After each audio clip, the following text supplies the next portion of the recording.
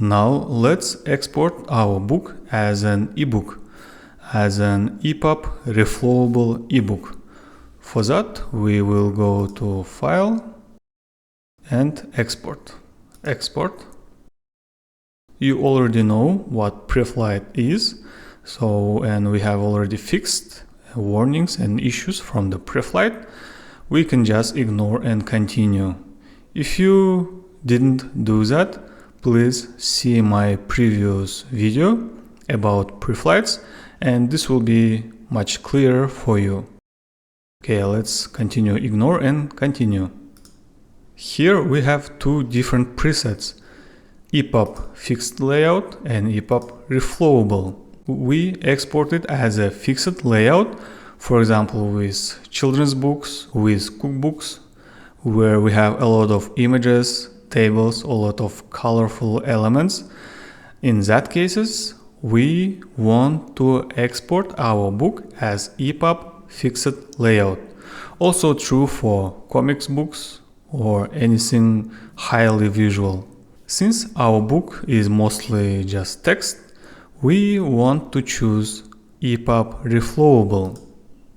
Even if you have just some images, some tables, not so many visual elements, you still need to choose EPUB reflowable, because Amazon requires such books with mainly text. Amazon requires it to be as EPUB reflowable. Okay, great. Let's choose EPUB reflowable, and we have area. We want to export the whole document. It's fine. Use document resolution and raster DPI. It relates to the images.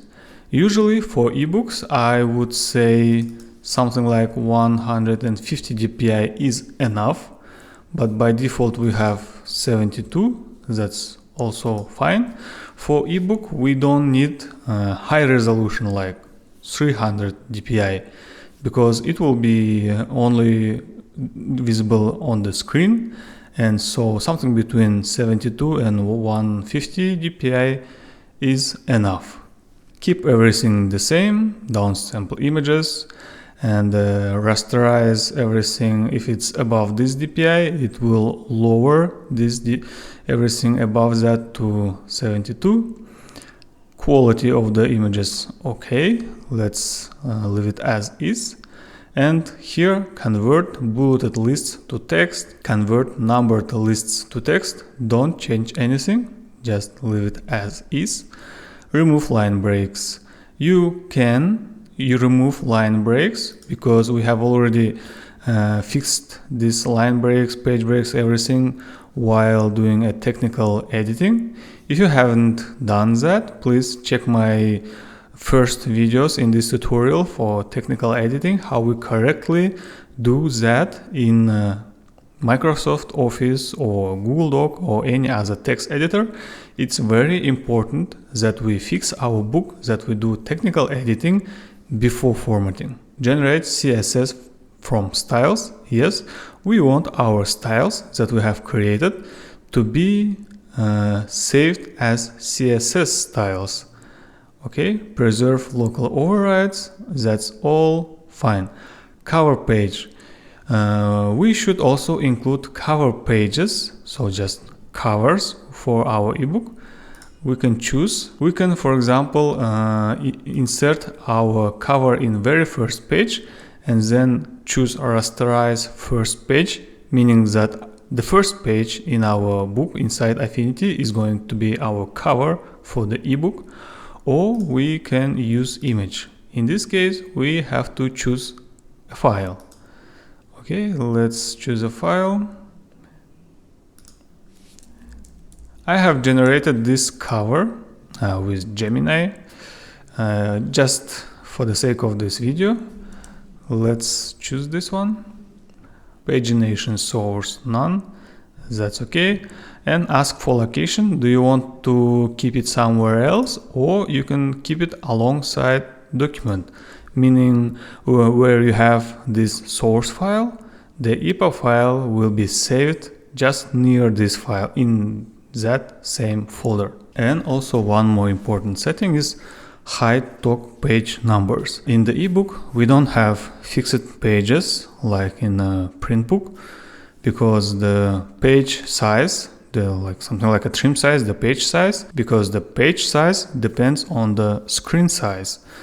So the text reflows adapting to the size of the screen, and we don't have specific page number.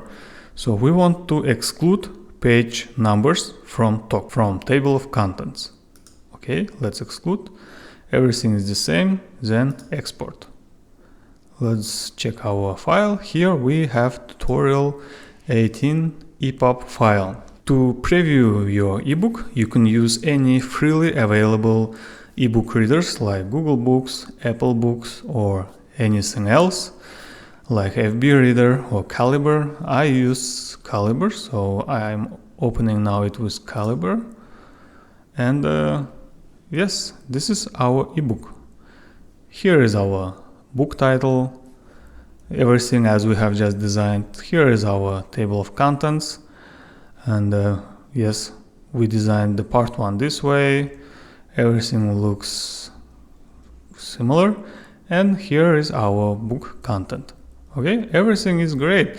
We have some space between each paragraphs. We can, of course, change the settings. We can change font style, font size, spacings in our ebook reader, in our device settings. But we can also fix that inside our HTML file. Let's try to fix something in our HTML file. Why I say HTML? Because ebooks, EPUB is mostly HTML files. So you can do that with Calibre. So go to ebook edit. And here you see that every chapter is a single HTML page here. So if you are familiar with an HTML and CSS styles, we have CSS style here. So for example, click on this paragraph and you see that this paragraph has class. Class means the style, okay? The style is normal and P20. And you can go to CSS styles, find P20 or like it's here, and then make changes. Yes, you can add anything, you can write, you can add margins, you can remove something like line height. We can set it to 2M, it's gonna change. And if it doesn't work, probably you need to check and fix other styles as well. And in general, what I wanted to say is that EPUB ebooks is editable and you can edit it here. You can also add any text here. Yes, if you want to change the author to something like, say, the co-author, you want to write it co-author and it will be rendered here as a co-author, and you can change it. Okay, but that of course is worth a different video, a different tutorial, and you probably need to understand the basics of HTML language. At least just you have to know what is P, what is H2, what is span, what is styles, and so on. Okay, and of course, if you are not familiar with it, if you are having some issues with your ebook, with exporting your ebook, you can leave a comment down below to this video and I'm always happy to help you. Or you can just book a personal Zoom session with me where we're gonna discuss your book, your ebook, your formatting, publishing roads for your book, and anything else that you want to discuss with me. The link is in the description. Okay, now let's close this, quit without saving. And let's save this as a package. Why we want to save our book, our source file as a package? Of course, we can have it like this here. It's just a source file, Affinity source file.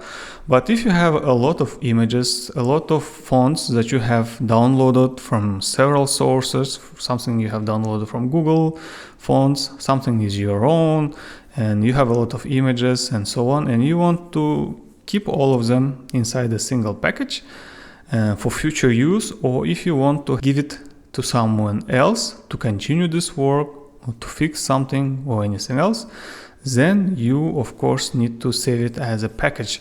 This is the best way to preserve all fonts, all images, on all other assets in your source file. Let's go to File and Save as Package. So here we have summary. How many fonts were used? 9. How many images? Okay, here we don't have images, but we have a lot of if we would have a lot of images, for example, if they would be linked, and when we save just like this as a source file, just regular source file, and we send this source file to someone else, this person will not be able to see the linked images because they don't have these images in their local storage, right?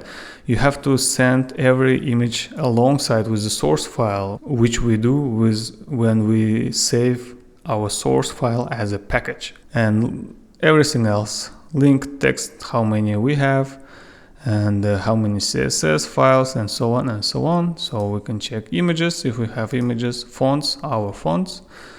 And okay, let's click OK. So I want to save it in my folder. Yes, okay, package. It says this folder is not empty, no files will be deleted, but existing files may be overwritten. Are you sure you wish to use it? I say no, because it means that all the packages will be saved here as separate files. Instead, I want to create a new folder. Maybe let's call it just package, and click create. And I want to save it here. Okay. Here I have my folder package. I can zip this folder, yes, with 7RR or WinZip, anything else. Or if you are working with Mac, just right click on your folder, and here you have compress package. Just click on that and you have a zip file which you can send it with email or anything else. And inside that package we have our source file, okay, and all fonts that we have used. The person, the receiver of this package, will be able just to download all these fonts, and it's gonna work, okay? If we would have images, we would also have images here, and the person opens this Affinity source file and he sees everything. So every image is in place and everything looks good. Okay, I'm glad we have done this together. We have formatted our book. That was a really nice tutorial. I really enjoyed making this tutorial for you. Please, if you have any questions, just write it in the comments section below. And if you have any suggestions for any future videos also, please write them down below. If you want me to show you how to edit EPUB files, please also let me know. The next and the last part of our tutorial is going to be about the checklist. I'm gonna prepare a checklist for you, which you can go step by step while formatting your book so that you don't miss anything.